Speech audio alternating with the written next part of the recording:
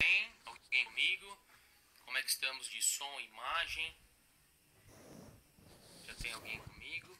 Estamos próximos aí das 20 horas. O assunto hoje é reabilitação pós-fratura de tíbia, né? Esse osso da qual tem... Olá, Igor, tudo bem? O pessoal do Grupo Fibroless já é presente, é o primeiro presente com a gente, né? E nós esperamos os demais e casa cheia para hoje. Nayara, tudo bem, Nayara? O pessoal chegando aí, sejam todos muito bem-vindos. Bruna, mais uma vez, esse é sinal de que o andamento está sendo bacana. Então, o assunto de hoje, como eu estava dizendo, é a fisioterapia no pós-fratura. Nós comentaremos sobre os mecanismos de causalidade, os fatores, os traumas mais importantes, mais incidentes e prevalentes na literatura. Falaremos também sobre o processo de ossificação, tipos de áreas tibiais fraturadas. Nós temos um processo de ossificação temporal diferente. Fábio entrando também, o pessoal, Renato de Jaú, Renato, nosso querido credenciado, faz parte do grupo Fibroless, cara fantástico, referência para mim no que diz respeito a tratamento postural. Aí ele tem o Postural Balance, que nós logo estaremos aí levando o Postural Balance para o país todo, não é? Ingrid, falaremos hoje então sobre o tratamento fisioterapêutico e as modalidades que temos para a recuperação do paciente pós-fratura de tíbia. Então, nós vamos esperar mais alguns minutos, uns 5 minutos, para o pessoal ir chegando, para que não perca conteúdo. Então, a ideia dessa live, ou dessas lives, não é, que nós chamamos de A Live é Sua, um projeto do Grupo Fibroless, que é A Live é Sua, serão 10 lives ao longo de 10 sextas-feiras. Quinta live, fico muito feliz, nós estamos tendo muita adesão, em média aí 120, 130 pessoas às sextas-feiras, tá ok? O assunto de hoje é muito importante, nós fugimos um pouco da ortopedia e estamos navegando, e iremos navegar na urologia, né? Pessoal, seja muito bem-vindo, Fábio, personal Alexandre. Então nós teremos algumas dicas, assim como nas lives passadas, para que vocês possam ter um tratamento próximo do que as diretrizes elas comandam, do que as diretrizes elas traçam para o paciente com fratura de tíbia. Vale lembrar que nós temos muitos tipos de traço de fratura, inúmeros, e também de tíbia passíveis de serem fraturadas, e eu vou falar mais especificamente de uma área importante que foge um pouco do raciocínio que é mais comum para o tempo de ossificação, né? Então nós comentaremos sobre pessoal e da graduação e pós-graduação em peso sempre. Então nós comentaremos um pouco sobre esse assunto hoje, sobre fratura de tíbia e o protocolo de reabilitação. Evidentemente não um protocolo por mim, mas sim analisado, né, e adicionado algumas dicas ao longo da minha carreira de quase 15 anos dentro da traumatologia e ortopedia. Então vamos esperar mais uns dois minutinhos. Estaremos já com conteúdo. Então, evidentemente, se fosse para falar tudo sobre tíbia, ficaríamos o ano e do ano todo para falar de reabilitação de fratura tibial, mas a ideia é que vocês saiam daqui um pouco mais preparados para com o paciente, desde o momento inicial pós-operatório até quando o paciente sai para as atividades mais básicas de vida diária, tá? Passando por essas etapas. Então são dicas importantes de semana do protocolo de reabilitação do paciente com fratura de tíbia. Quando estamos na graduação, muitas vezes esse tipo de conteúdo, mais uma vez repito, é negligenciado. Então a gente acaba pensando, olha, ele tem dor, eu proponho aquilo, mas eu passo a não dar muita bola, não é? Ou dar muita atenção para as características da própria fratura, não é? O que a própria fratura me diz ou me prediz para que eu está criando um protocolo interessante e para que o paciente possa voltar o quanto antes para as atividades laborais ou funcionais ou de vida diária. Giovana Benito, poxa vida, o pessoal aí em peso, pessoal que tenho muito apreço, excelentes profissionais. Então, é assim, a minha live talvez não seja aquela que tenha 20 mil pessoas, 30 mil pessoas, como as lives do Brandão, Felipe Franco, mas a gente tem aqui, tenho certeza, os melhores profissionais se empenham, se dedicam e estão sempre em busca do melhor atendimento, da melhor consulta para o seu paciente. O Thales ali falando um tchau pra gente, o André está sempre em nossos cursos, não é? O André aí, figura carimbada, tem aí o seu consultório em Catanduva, trabalha muito em domicílio, o pessoal que trabalha aí direto com fisioterapia traumato-ortopédica.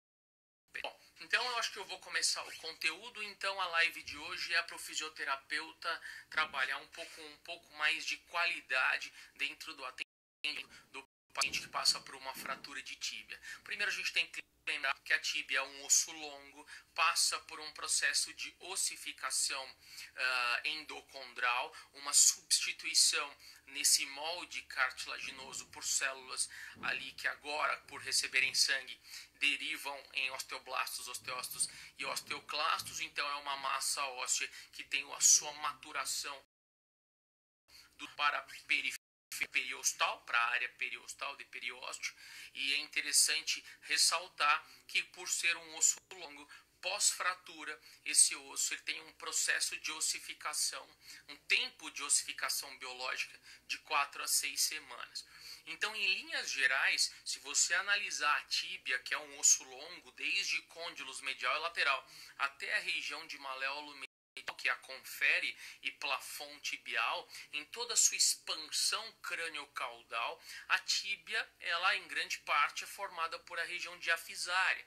Então, quando a região diafisária fratura, nós temos esse padrão de ossificação de 4 a 6 semanas. E por que eu digo um padrão de ossificação de 4 a 6 semanas? Porque isso será importante para entender qual momento que você vai passar a usar de artifícios de treinamento, por exemplo, treinamento de crutches, né? Treinamento de muleta, e quando que eu passo de 2 muletas para uma muleta ou de uma muleta para nenhuma. Então, o processo de descarga de peso depende da análise de qual área da tíbia foi fraturada. Isso é muito importante. Então, por isso, eu já venho a abrir a vocês de qual área nós trataremos. Para começar, incidentemente, prevalentemente, as fraturas de tíbia, elas correspondem a 1% do total de fraturas que o indivíduo possa ser acometido. Pode parecer muito baixo, ou pode parecer baixo, mas não é. Próximo a 235 ossos do corpo, alterações podem sofrer, né? Alguns têm mais e outros menos, depende da variação anatômica, mas mais de 200 ossos, 230 ossos no corpo, a possibilidade de fraturar. A clavícula é o osso que tem maior porcentagem aí que o indivíduo sofrer uma fratura. Então, enquanto a clavícula é de 10 a 11% do total de fraturas que você possa ter no corpo, a tíbia corresponde a 1%. Mas volto a dizer, esse dado de prevalência e incidência ele não é baixo, pelo contrário, é um dado alto. Então, vamos trabalhar com isso. A fratura de de 1% do total de fraturas que o indivíduo possa ter, e desse 1% vale ressaltar que nós temos diferentes locais para essa fratura, ou região diafisária, região central do osso longo que a gente está trabalhando, regiões mais polares como região maleolar e região de côndilos. Destas 3 regiões, uma dessas regiões demora um pouco mais de consideração.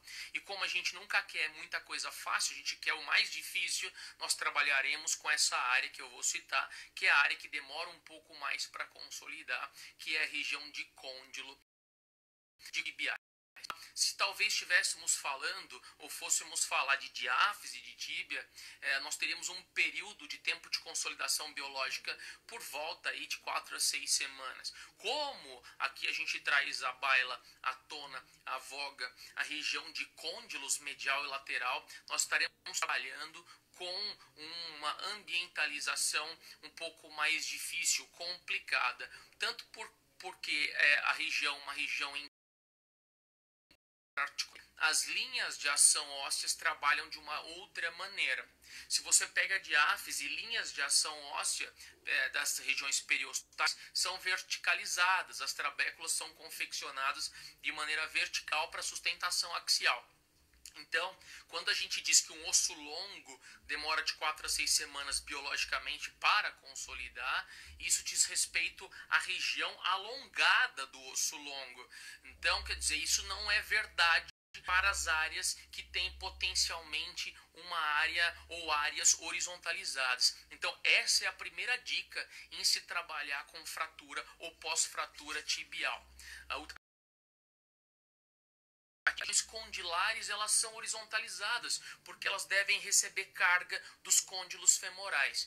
Então, nós passamos do pressuposto de que quando eu descarrego o peso nos planaltos tibiais ou nas regiões periféricas ao côndilo ali, eu tenho uma área de sustentação e uma área horizontalizada. Quando essa área horizontalizada recebe força de indexão, compressão axial, essa área passa a distribuir essa força pressórica de maneira a espalhar os fragmentos fraturários. Então, diferentemente, se eu tivesse uma fratura aqui na região Fabiana Dejavi, seja muito bem-vinda, aluna espetacular.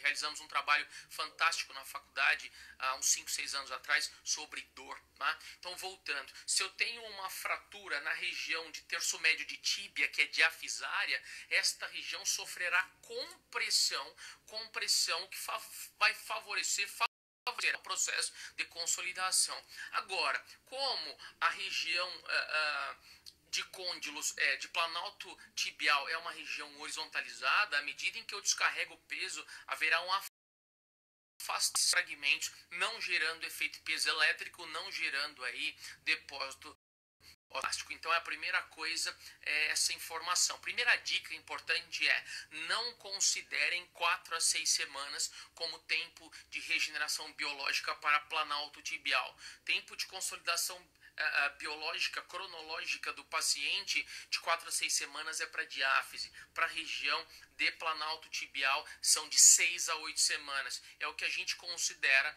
quando temos um tratamento ou uma proposição de tratamento para ossos horizontalizados, como clavícula, como costela, como, por exemplo, os metatarsos. Então, mais uma vez, vou repetir a informação pelo peso que ela carrega. Então, por muito tempo, nós tratávamos a tíbia como um osso longo em sua integridade, pelo mais, ou seja, a gente descarregava peso muito precocemente no planalto tibial, movimentação de foco fraturário, não formação óssea na região de planalto tibial. Isso por culpa nossa, realmente, pelo protocolo que a gente tinha do passado. Viviane, tudo bem contigo? Professora da pós-graduação da Estácio, uma honra tê-la aqui conosco. Estamos falando de fratura de planalto tibial. Então, vamos voltar. Quando a fratura é de diáfise, evidentemente, eu trabalho com uma linha cronológica de 4 a 6 semanas no processo de formação de massa óssea, tanto primária, ossificação endosteal, tanto quanto periostal. Fratura, proponho, faço uma opção de tratamento, um protocolo, traço esse protocolo para uma área de planalto tibial, estou trabalhando com uma área horizontalizada, volto a repetir, como se fosse uma clavícula, um osso horizontalizado, uma costela, um metatarso. Sendo assim, ossos horizontalizados, eles possuem um tempo de ossificação biológica de 6 a 8 semanas. Então, já que a tíbia é verticalizada, eu não posso considerar, finalizar e tratar tratar de planalto tibial como tal. Região de planalto tibial, volto a repetir, ela é horizontalizada, então eu devo respeitar o processo cronológico de 6 a 8 semanas e nós trabalhamos aí com essas semanas. O que trabalhar na primeira semana, o que trabalhar da primeira à sexta semana e o que trabalhar da sexta à oitava semana. Esse será o nosso desafio para como nós vamos lidar com esse tipo de paciente. Então, eu vou tentar ser um pouco mais didático-pedagógico do que normalmente eu sou. Então, vamos lá. O paciente fraturou a tíbia nessa área complexa, que é uma área articular. Então, vocês sabem que o prognóstico para fraturas articulares ele é pior, porque isso também leva a sangue na articulação, que se chamam de hemartrose, sinovite reativa, degradação do colágeno do tipo 2, que é a formação da cartilagem articular. Então, todos esses traumático é o que nós chamamos de pancada no local, normalmente acidente automobilístico, o pedestre está atravessando a rua, é o que nós chamamos de fratura do para-choque, exatamente o para-choque do carro que vem em encontro à região de planalto tibial. O paciente em seus fragmentos maior do que 2 milímetros é indicada a cirurgia e normalmente o é. Colocação normalmente de uma placa de sustentação. A placa de sustentação é uma placa que vai subindo pela diáfise e faz o contorno desse côndilo tibial e esse paciente fica acamado. Como o fisioterapeuta pode atendê-lo de maneira providente? Então, nós atendemos desde o primeiro dia pós-operatório. Lembrando de sempre do nosso Top Traumato Orthopedic Program dentro das especificações do grupo Fibroless. A gente tem que reduzir a dor, aumentar a função. E a primeira coisa é trabalhar com uma dor somática, é uma dor do soma, é uma dor dessa liberação de substâncias químicas algogênicas, não é? Substância P, ciclooxigenase 1, 2 e 3, são derivadas de leucotrienóis e tudo mais. Então a gente vai tentar combater através da laser terapia. Vocês já sabem, então, cansados de me ouvir falar o cálculo do laser para essas condições. A gente calcula a área que está dolorosa, estabelecendo pontos de 1 em 1 centímetro, porque é joule por centímetro. A densidade de energia por área deve ser proposta para que dê magnitude ao efeito biológico, na interação biológica dessa onda senoidal, sinusoidal luminosa. Então vocês vão aplicar o laser, vão multiplicar evidentemente a potência do laser, que é em miliwatt, vão transportar para watt e multiplicar pelo tempo, no caso a quantidade de pontos, que cada ponto corresponde a 30 segundos. Isso eu falei também, tá? Se necessário eu posso até postar essa continha para vocês no Instagram. Então o que acontece é, eu trabalho primeiro a dor somática, reduzo a dor desse paciente de maneira somática e já passo a evitar a neuropática secundária usando da crioterapia. Então o paciente na primeira semana, o paciente ele tem que passar por gelo, ele vai para um protocolo nos 3 a 5 primeiros dias, veja que importante, nos 3 a 5 primeiros dias, o paciente tem que fazer uma elevação do joelho, porque senão a drenagem postural não vai funcionar. E eu quero otimizar essa drenagem dessa região pós-operada. Então, desde o primeiro dia pós-operatório até o 5º dia pós-operatório, eu já começo a elevar o membro inferior desse paciente e colocá-lo, ou seja, colocar o joelho, a área-alvo, o ponto-alvo aí de estudo nosso, acima da altura do coração para facilitar a drenagem linfática, tá? Então, esse é o primeiro ponto. Até os 5 primeiros dias pós-operatório, joelho acima da e colocação de gelo, que vocês sabem do protocolo, né? O protocolo que já vem mudando ao longo do tempo. Então, aquele livro de crioterapia do Knight foi deixado um pouco ao lado e hoje nós temos meta-análises e guidelines para crioterapia. Vocês já sabem, 8 vezes por dia, 40 minutos, intervalo de meia hora. Então, basicamente é isso que nós vamos fazer. E de uma consulta para outra, ao longo dessas ou dessa primeira semana, que normalmente demanda 3 atendimentos na primeira semana, quando chegar do terceiro atendimento e você notar que o edema regrediu pela metade, você também vai diminuir a aplicação desse gelo pela metade. Diminuir os 40 minutos, você diminuirá de 8 vezes para metade, para 4 vezes ao longo do dia. Então, assim, a gente tem vários tipos de protocolos. Além disso, nós temos o protocolo principal, que é o protocolo de manter o indivíduo ativo. Como é que eu faço para manter esse indivíduo ativo? Eu tenho que gerar uma muscular. Tá? Então, esse paciente que passou por uma cirurgia do tipo da minimamente invasiva, a gente até considera a cirurgia minimamente invasiva,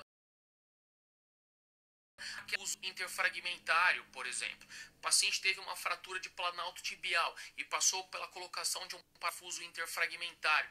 Ele passa por um protocolo chamado de LIS. O que é o LIS? Não é? É o Less Intervention. Não é? Eu tenho uma intervenção mínima.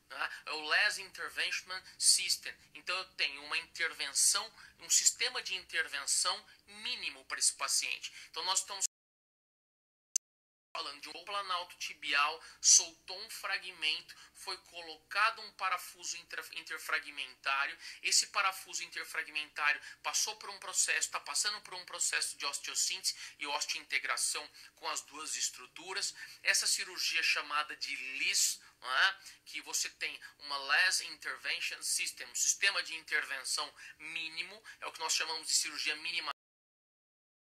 A colocação de Lizarov não é colocação de gaiola bimatricular, não é colocação de uma fixação externa, é uma fixação interna que nós chamamos de LIS. Bom, protocolo inicial, gelo, 8 vezes por dia, 40 minutos, intervalo de meia hora. Então vai lembrar que eu tenho que obedecer o processo de ossificação de 6 a 8 semanas, porque apesar de ser tíbia e verticalizado, o planalto frontalizado. Quanto essa é a principal dica.